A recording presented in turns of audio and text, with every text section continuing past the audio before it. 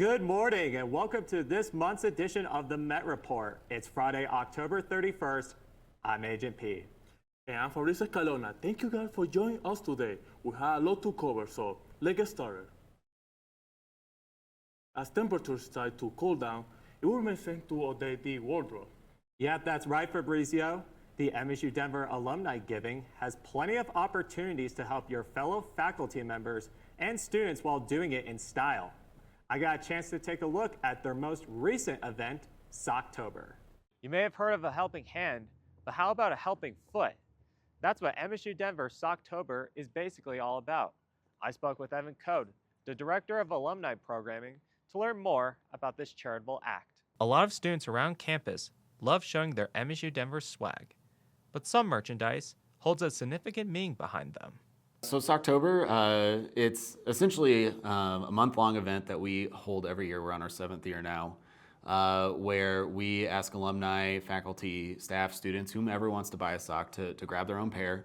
And then for every pair that's purchased, we donate a pair to a student in need. Evan Code, the Director of Alumni Giving, wanted to give back to people in situations similar to his college experience, because providing these tools gives him a chance to reconnect with his past and to heal the wound that may have stung for a while.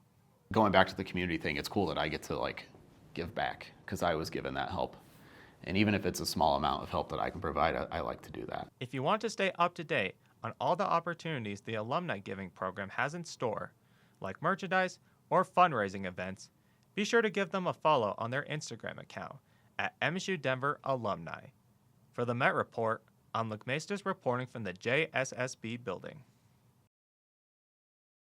As MSU Denver celebrates homecoming, we check out the festivities at the women's soccer game this past October 9, where there was free food, fun, and a chance for students to win a $2,500 scholarship. Let's take a look. Hey y'all, it's your main man Luke Maestas, and today we're going to be asking alumni and some students what homecoming means to them.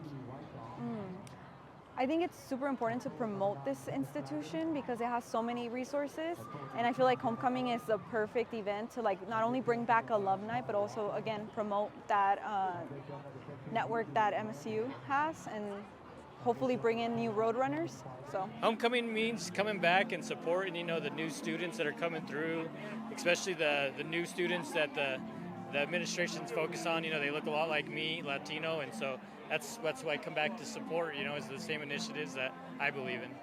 Well, I'm here at homecoming because I just love to feel the school spirit. I think that camaraderie is the biggest thing that we can do, and that's what homecoming means to me, just coming together and getting to see everybody that I don't get to see every day, walking around campus, getting to have an ice cream with my boys and sit around and just chop it up, watch a little bit of soccer. I think that's what really brought me out here today for homecoming.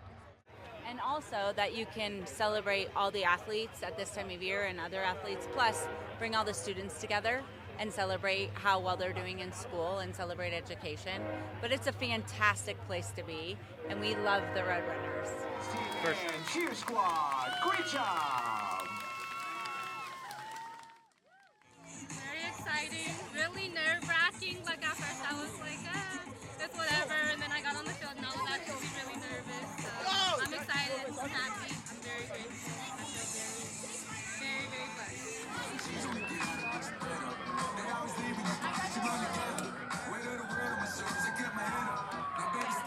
And that's all she wrote. That wraps up another homecoming game. This is Luke Maestas with the Met Report, signing off from the Assembly Athletic Complex. Halloween is here around the corner, and this past Tuesday, the Department of CMI hosts his annual Boo Bash, bringing students for a spooky good time with campus pies. That's right, Fabrizio. The event aims to bring students together, giving them a chance to relax, de-stress from classes, and express their Halloween spirit with a fun celebration filled with costumes, music, and plenty of treats. It's a closer look at how the campus is embracing the spooky season. Hey everyone, I'm here in the Tivoli Town Hall for Boo Bash, where MSU Denver students celebrating a Halloween spirit with costumes, contests, prizes, and plenty of fun. Let's take a look. Costumes, candy, food, and campus pies. MSU Denver hosts his annual Boo Bash, bringing students together for a spooky good time. Boo Bash was an event designed to build community and encourage student involvement. I think it's definitely like a way to like you said, create community on campus. We don't usually get events where students can just come and like trick or treat. It's also like bringing out your like inner child, like going and trick or treating with your friends on campus. So it's like instead of doing it out like in the streets, like dressing it up and everything, you can bring it to campus. We can see that many students dressed up. Bubash also features costume contests and prizes, including a chance to win a trip to the zoo. So that was Rowdy in La Plaza, and we also did the La Bodega Social. That is through the Pacific Islander program, I believe, and the Equities program. But for us as a programming board, we did Rowdy in La Plaza, and that was really fun. It was just a bunch of games, community, and hanging out with each other, and it was just a blast.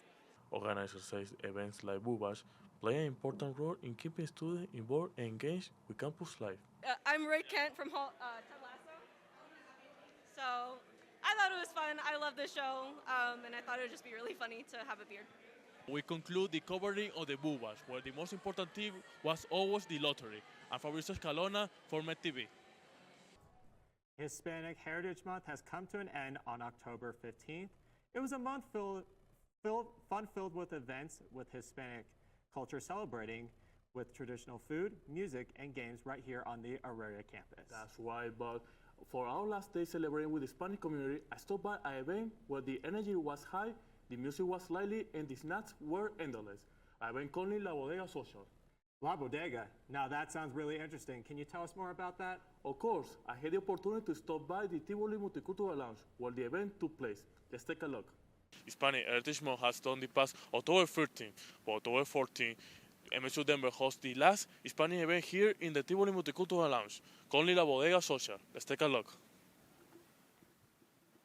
La Bodega Social gets students as days of tradition, turning to the lounge into a mini community market filled with snacks, color, and connection. From playing loteria and bingo to sharing Hispanic food and dancing to Latin beats, students from all backgrounds join to celebrate the end of the Latin Heritage Month. The thing that I was kind of like most, I guess, curious about is just like, I want to say the food, and then just kind of seeing like everything that's kind of available and like what we can have and stuff, and then kind of the culture behind it as well. I definitely agree with him. The culture is definitely like beautiful. I feel like seeing what's going on with all the different Latin cultures, how they all intertwine, and all like the cool stuff they got going on this cool event. It's just something I've never seen, and I feel like it's cool to experience, you know? So yeah, it's definitely interesting. Food is definitely one of the most important reasons I came, because like Bodega, I feel like it's going to be some good Latin food. And I feel like the cool bingo event they had going on was pretty smooth. The snacks, the Mexican snacks, the Latin snacks, the Mexican snacks, all of them was pretty cool too. I decided to be a part of the Bodega event because it's something that is really important to me. Like La Loteria is always something that I played during my family growing up. And so this opportunity was for Andrea and I to come and say the cards, and it was an opportunity to give back to our community. And this was a great way for us to show up. That was the people of the Center Multicultural Engagement bringing us the last event. So I will see you next year with more Hispanic events here in MSU Denver. I'm Fabrizio Escalona from MedTV. Coming out after the break, our model from Golden to Tragy and turn into helping the Down syndrome community all over the Denver metro area. And with Thanksgiving and inflation on the horizon, we'll find out how you could celebrate the holiday on a very thankful budget.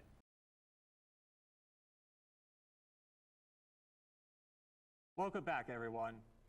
A mother from Golden has created a nonprofit charity organization that has helped many people out with intellectual disabilities, offering social gatherings and scholarships. I got a chance to cover their most recent Halloween event. Let's take a look. We're out here in Golden, Colorado, where Grace Atoli spent her happiest days, being a cheerleader, dancer, and singer for Golden High School.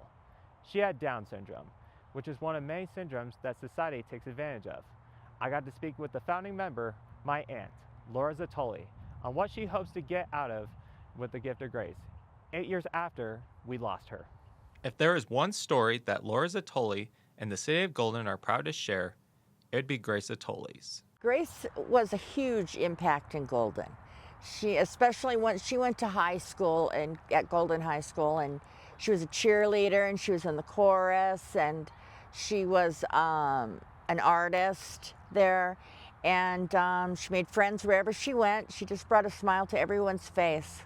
Her final game that she cheered was at the CHSAA Final Four men's basketball game at the Denver Coliseum, showcasing one of her many talents to the entire Denver area and the state of Colorado. A week after that game, her family and friends lost Grace to a heart attack. Throughout the grieving process, Grace's friends and family rallied together to keep her memory alive and to ensure that people with intellectual disabilities have a chance in society. This led to the creation of the nonprofit organization called the Gift of Grace. We have a Halloween party every year at Golden High School, and we have a small Christmas party with Santa at Christmas. So with that money, those are the two things that we do. We've also given out small scholarships to girls who wanted to be on a cheerleader squad and needed the money, and we also had one of our friends was very sick during COVID and was in the hospital, and we gave some monies to help her mother with that. So we don't raise a lot of money, but we are a nonprofit that has a community that we love and take care of.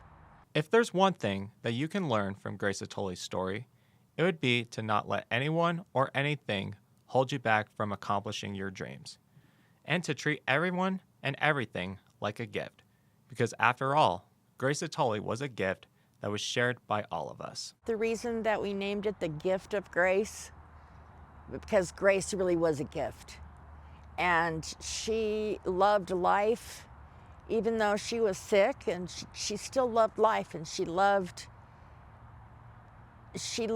experiencing life and doing things with art and music, and she really was a gift.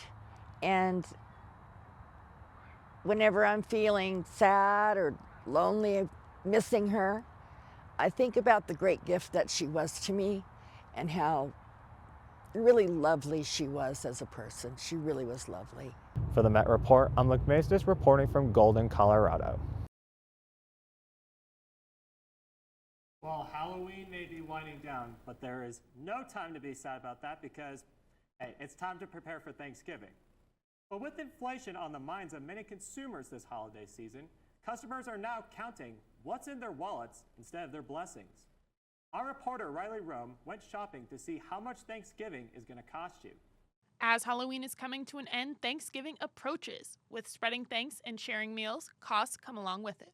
Over the years, we've watched the price of Thanksgiving supper continue to rise. The question is, just how much? If you're in Colorado, that answer would be a lot. According to the Colorado Sun, Colorado was the fourth highest in the country in 2024 when it came to the cost of Thanksgiving, sitting at $71.78 for a 10-person supper. What I'd like to look at is the main dishes from this year compared to last year's. I went to a local grocery store in Denver to see the prices of potatoes, stuffing, dinner rolls, pie, sweet potatoes, and of course, the turkey. In 2024, prices would be approximately $54. Since we are making dishes to feed 10 people, I grabbed 2 stuffings and 10 dinner rolls, which already put us at $14. Then I head over to produce to grab both the potatoes and sweet potatoes.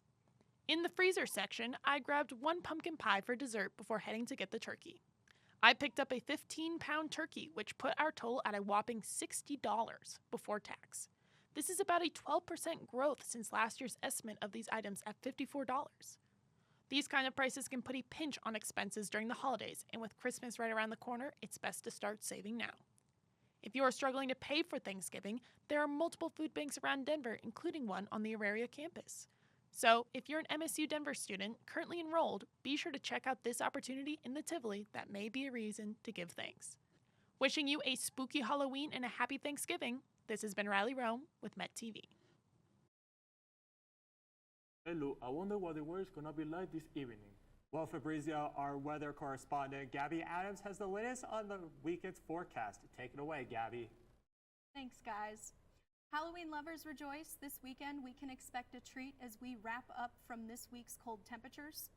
Today, we see temperatures in the mid-50s. It will be mostly sunny throughout the day, but expect to see clouds roll in towards the evening as temperatures fall into the low 40s.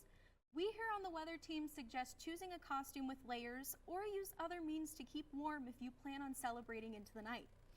Moving into the weekend, we continue to see rising temperatures in the metro area. Today, low 50, low of 31, high 50. Saturday, temperatures will begin to warm up with a low of 47 and a high of 66 with clear skies. Sunday, things are really going to warm up with a high of 79 nearing 80 and a low of 39. That is a high record breaker for this time of year. Looks like the weather won't be playing tricks on us this Halloween. That's it for our spooky weekend forecast. Now back to Luke and Fabrizio at the desk. Thanks, Abby. Well, it's not gonna be so cold tonight, but it's still cold. Well, Fabrizio, it is Colorado after all. You are going to see those trick-or-treaters wear those North Face jackets. Well, you know what? I don't care because it's Halloween night. I'm spending a really good spooky season with friends. Hey, you know what? That's the right attitude, Fabrizio. Well, don't go anywhere because coming up after the break, we'll take a look at some of the major races and propositions in next week's statewide elections with Alejandro Silva. Camila Lomakina lends a hair to students performing in MSU String Orchestra on IMED. And in sports, MSU forward Matthew Clipp scored his 100th career goal. All this and more on the other side of the break.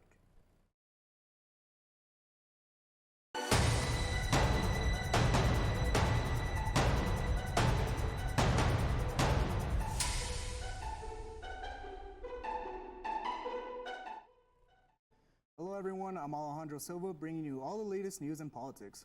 This month has been a very busy one in the world of politics with plenty of major events and elections. Let's see what's been going on from here to Washington, D.C. With pressure surrounding the current administration, local elections can give us a sneak peek of what voters are saying ahead of the 2026 midterms. Our reporter, Livette Sanchez, has more about how you can make your voice heard and what is on the ballot. Let's take a look. Ballots went out on October 10th, and voters have until 7 p.m. on November 4th to return their ballots, in person or by drop box. If you decided to mail in your ballot, you have until October 27th to get that in. Denver's ballot is filled with different choices for voters, including 2 statewide propositions, referendums, local ballot issues, and Proposition MM is meant to fulfill promises not kept by Proposition FF. It was meant to raise taxes with the intention to pay for school free meals, raises for cafeteria workers, food prep training, and locally sourced food. But Proposition FF did not bring in enough money. Proposition MM on the ballot this year is allowing increases in taxes for those who make over $300,000 a year. Ballot Issue 2D will allocate $244 million for city facilities like libraries, cultural institutions, and animal shelters through the Vibrant Denver Bond, with $75 million going towards the new training centers for police and firefighters. Ballot Issue 2B will fund around $175 million to go to parks and recreation centers in the Vibrant Denver Bond. Referendum 310 will decide whether or not to uphold Denver's ban on flavored tobacco products. A vote for yes will maintain the ban, while a vote for no will repeal the ban. Make sure to get your ballots in by November 4th at 7 p.m. If you have any additional questions, visit denvervotes.org. This has been Livette with Met TV.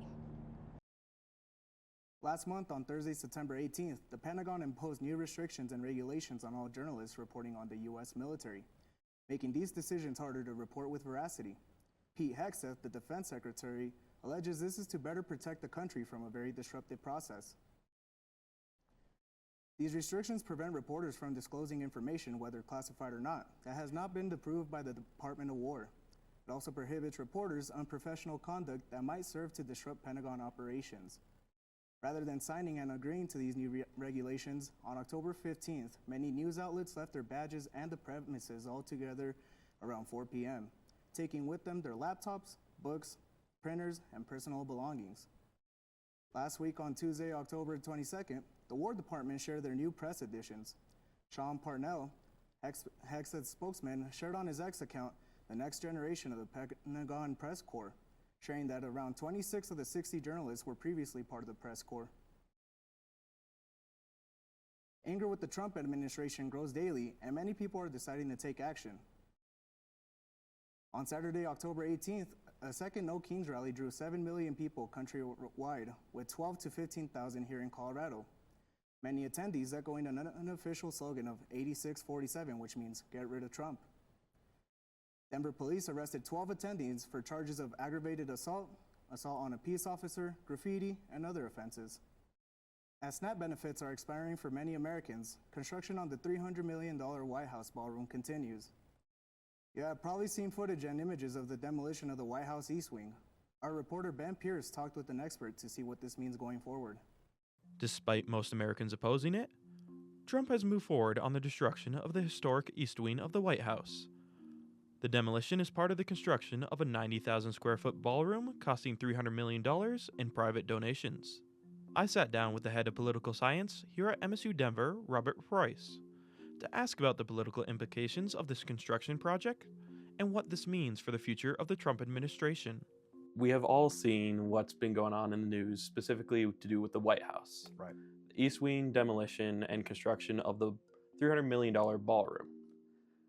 What are the political implications when, especially right now, in the midst of a government shutdown and many Americans about to lose SNAP benefits on November 1st, the use of funds and the fallout following this? If you go back 40 years ago, I think the political implications might have been much larger. I mean, you have folks wondering whether the president's attention is being spent on something like a moderation or a modification of the White House versus a government shutdown.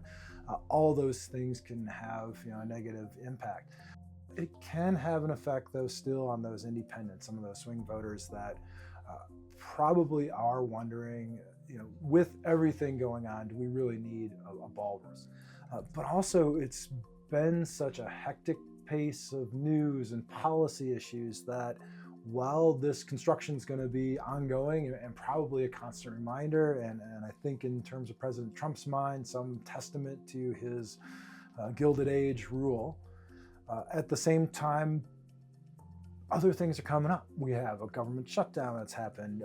And to do with the fact that the East Wing was one of the few areas on the White House grounds that had public access, and in tandem with the new regulations of the Pentagon for press, is this possibly, do you see a way that the Trump administration is trying to limit information for the public on just the government's happenings with these getting rid of the access ports?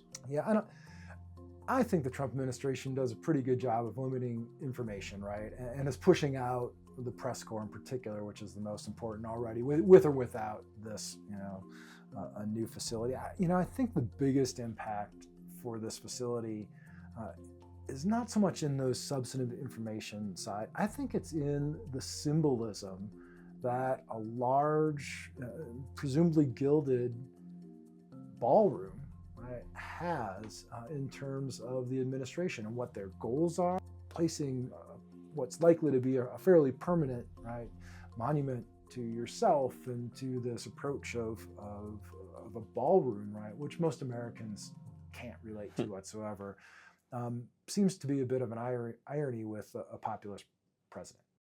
Well, that's all we have for this month for politics. Again, I'm Alejandro Silva.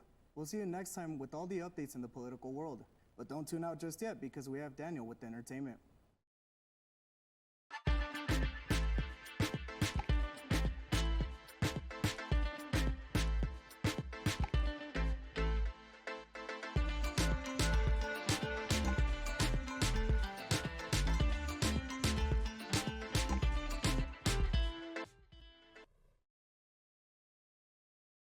Ooh. Hello everybody, I am Daniel, and welcome to this segment of EMET. I'm here to give you a look into the world of entertainment. Let's take a little peek. It's getting colder here in Colorado. Are you looking to get warm? The Denver Zoo has Fuzzy Lion Cubs you can visit. The 4 lion cubs, 1 male and 3 females, were born on August 13 to Mom Arali and Dad Uziko. They are the 4th generation of lion born in Denver Zoo over the past 10 years. These cubs will be outside daily, depending on weather, from 9:30 to 11:30 a.m. Do you not know what movies to watch this Halloween? Well, we have a special guest today with his top 5 movies you should watch this spooky season. Take it away, Connor. The name's Connor Eric Ondrock, and for this October, here are 5 movies you need to watch to get into the Halloween spirit. Number 1, Nosferatu. The 2024 remake transforms the old vampire legend into something truly unsettling. The atmosphere is cold, the visuals are eerie, you'll feel unsafe in your own home. That's something I want you to experience. Next up, Trick or Treat. This cult classic takes place on Halloween night, following multiple interweaving spooky stories with werewolves and demonic children. Now for a classic Tim Burton film, Sleepy Hollow, Burton brings the Headless Horseman to life in this gothic horror featuring Johnny Depp, a perfect recipe for a cozy gothic night. Now for some family-friendly options. Paranorman, a beautiful claymation film from Leica Studios with witches, ghosts, zombies. What more do you need on Halloween? Finally, Scooby-Doo and the Witch's Ghost, the last of the 90s Scooby-Doo movies, packed with witches, ghosts, magic, the mystery-solving gang, and the iconic goth rock band the Hex Girls. Have a happy Halloween. Back to you, Daniel.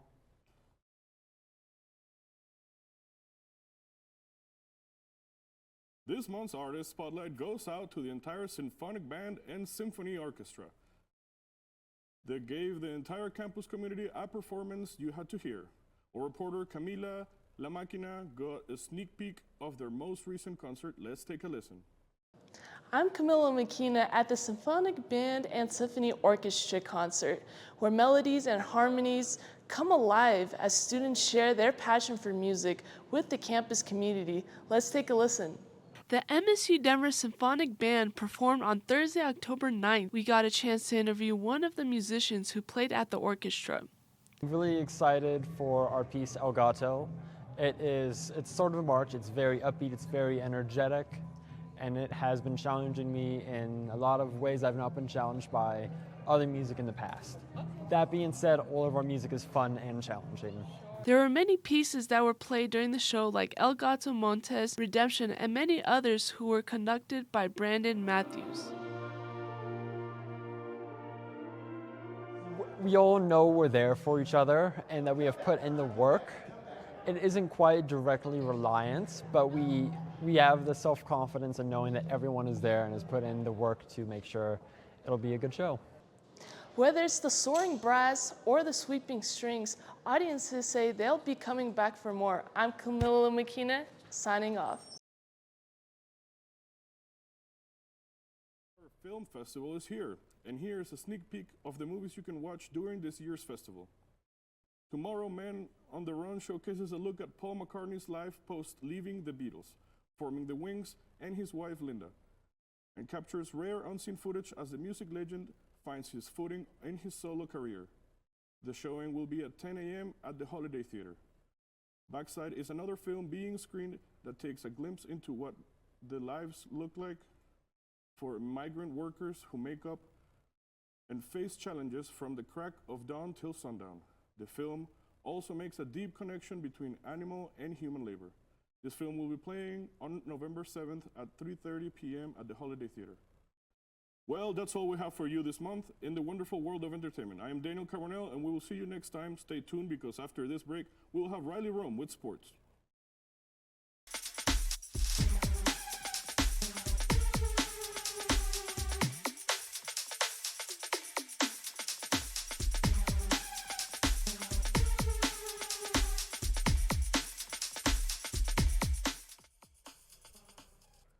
Hello everyone, I'm Riley Rome, here to bring you all the important updates in sports. Let's get this ball rolling.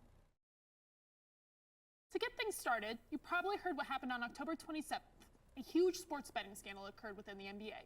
Big names like Terry Rozier, a guard with the Miami Heat, were found to be involved in leaking information to bettors about player injuries. Not only that, but a larger scale rigged poker game operation has been revealed the same day, finding many NBA members involved, including Chauncey Billups, head coach of the Oregon Trail Blazers. A big question surrounding these scandals has been the redacted name that has been relabeled as player number 3. Player number 3 was included in multiple texts to say that he was going to be benched at games because of injury back in 2023 season. It's come to light that player number 3 is none other than LeBron James. But he was unknowingly involved in this scandal, with the closer friends and past teammate Damon Jones being the one who leaked the information.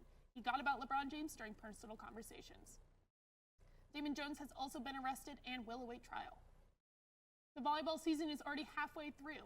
How is the women's team doing this season? Our reporter Kevin Rosales got a chance to attend one of their games and even had a chance to interview one of the players. The Roadrunners continue to improve as they defeat and sweep in Colorado Christian University and CSU Pueblo, with the overall record of 17 wins and 3 defeats, and from the Rocky Mountain Athletic Conference has a record of 9 wins and 1 defeat. One of the key players from these games was Karina Worley, who also became a setter of the week with 17 kills, 36 assists, 9 digs, 5 blocks, and 2 aces from those 2 games. We got a chance to interview and ask her about her performance from those games, how they keep the team chemistry, and this is what she said. We just knew that they were going to come back stronger because obviously, they got defeated last night and they were wanting to get at us because we're pretty close in conference. We just kind of came back with our fire and we're like, it doesn't matter how they come out, we're going to come out with even more. I think we're just still improving. We're still going to be working in the gym and in practice we come in every day with that want to get better mindset, and we've been really in that growth. And so I'm just excited to see where we go. From day one, I think we're still improving in our communication and our feistiness and going at other teams and just beating them. We're excited to compete. That's one of the biggest things that we've been talking about, is just bringing our competition and just going on that floor, leaving it all out there, and just playing our volleyball at the end of the day. Coaches are just great. They support me so well. My teammates are great. They encourage me, and it's just makes volleyball so fun and easy. And we just talk so much about loving each other and loving the game so well, and it's just easy to go out and play. If you want to keep supporting your Roadrunners volleyball team, visit the website roadrunnersathletics.com to look at their schedule for future games. I'm Kevin Rosales, reporting from MTV. MSU Denver's hockey team took on 3 competitive teams in the University of Utah, Utah State, and Weber State. But the greatest headline comes in the form of team president and assistant captain Matthew Clift, noticing his 100th career ACHA point. Clift achieved this milestone with a goal against Utah State, assisted by captain and longtime teammate TJ McLeod. The two played together during their youth days with Highland Hills, a poetic punch and a career moment for number 37. Clift, coming off 3 consecutive All-Star appearances and a trip to Philadelphia, where the representative of the best, the Big Mountain Hockey Conference, is currently the leading scorer for the Roadrunners. He entered the season with 92 points and averaged a point per game leading up to the Summit Series in Utah, setting the stage for this milestone. What does it mean to you, man? Everyone kind of dreams about their points and where they're going to be at and how many they can get. Talk to me about what it means to you. I mean, yeah, it's very special. It's a very prestigious milestone, especially in the ACHA and all of college hockey to even hit 100 points. To me, it means a lot, especially having the guys that have been here through the 4 years like you having that assist on it. It's icing on the cake for it. So.